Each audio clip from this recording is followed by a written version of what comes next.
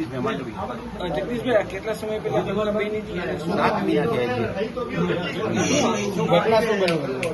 ઘટના એવું છે, મારા દીકરી છે ને એના ઘરવાળાને કેન્સર 2 વર્ષ થયા. પછી એને દીકરીને બરોબર આ વાળ કપાઈ દીધા. દીકરી મને ફોન કરી દીધો, ફોન ન કરવાનો કે આ વિધિ કરવી જ પડે. તને કહેતા હોય તમને ક્યારે જાણ? અમે બીજા દિવસે અહીંયા બેસવા ગયા ને ત્યારે અમને ખબર પડી તો દીકરી માથે કપડું બાંધેલું હતું. મેં મમ્મી કીધું ફોન બોલાય નહીં, કપડું કેમ બાંધી ગયું? તો રોવા માંડી.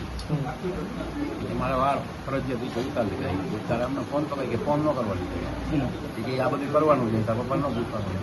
ખાસ કરીને તમે 6 મહિના પછી મીડિયા સામે આવ્યા છો, કારણ શું? અમે 4 મહિના પહેલા અહીંયા ફરિયાદ કરવા ગયા હતા, પણ અત્યારે આપણે તમને ખબર હોય ડિમોલેશન ચાલુ થવાનું હતું ને, એટલે એ લોકોએ કીધું ફરિયાદ તો અમારી લઈ લીધી ત્યારે. એ લોકોને ધોળેજીવાળાને બોલાવ્યા હતા, આવ્યા હતા. એટલે સમાધાન થતું હોય ને તો કેસ નથી કરવો, પછી એફઆઈઆર દાખલ કરી દેવું.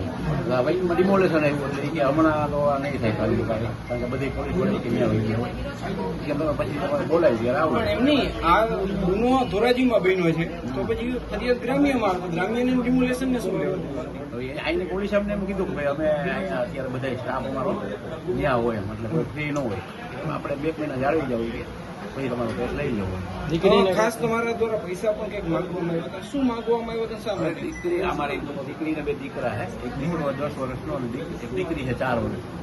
એના માટે કીધું ભાઈ 20-20 લાખ રૂપિયા તમે આપી દીધું. એ અમને પૂછ્યું, એ લોકોએ મીટિંગ કરી મારી ઘરે કે પૂછ્યું તમારે શું જોઈએ બોલો. એ કે અમે એ કીધું તમે જે નક્કી કરીને કહો તમે જે નહીં અમે લઈ લેવું કે અમે નહીં કહી. તો પછી મેં બોલ્યો હું દીકરા નામના 20 લાખ રૂપિયા મૂકી દો, દીકરી નામના 20 લાખ રૂપિયા મૂકી દો, અને મારી દીકરી જે કંઈ દાગીના તમે ચડાવ્યો હોય એ દાગીના આપી દો. એટલે આપણે વાત થાય પૂરી. પૈસા તો નથી આપવા પડે, તો આ તમારા દીકરા છે, તમારા સંતાન છે, તો તમારી ફરજમાં ન આવે. એની પાસે 2 કરોડની મિલકત કે પૈસા ન મળ્યા એના કારણે મીડિયા સમક્ષ હે પૈસા તમને નથી મળ્યા એના કારણે આ બધો પ્રશ્ન ઉભા થયા હોય એવું ના, એવું કઈ નહીં. ઓકે બેન, આપનું નામ?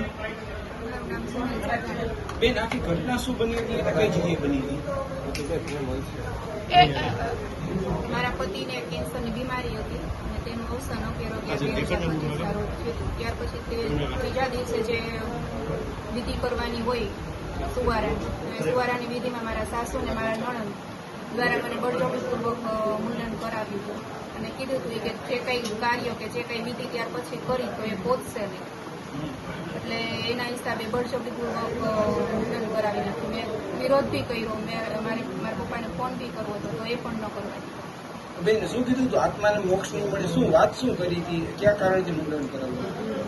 કે આપણે ત્યાર પછી જે અવસાન થાય ત્યાર પછી જે કંઈ પણ વિધિ કરીએ આપણે તો એ વિધિ કે પહોંચશે નહીં એમ. બેન, ખાસ કરીને કે તમારું મુંડન છે ત્યારે તમને કેટલી તકલીફ પડી હતી? શું દુઃખ હતું? એક મહિલા તરીકે દુઃખ તો હોય જ ને, કેમ કે વાળ એ સૌંદર્યમાં જ આવે, સ્ત્રીનું સૌંદર્ય એ વાળ કહેવાય. તો દુઃખ તો બહુ બધું પણ ત્યારે લાચાર હતી, કેમ કે ત્યાં અમારું કોઈ પોતાનું હતું નહીં. પોલીસ ફરિયાદ અત્યારે મેં મહિલા પોલીસમાં કરેલી છે.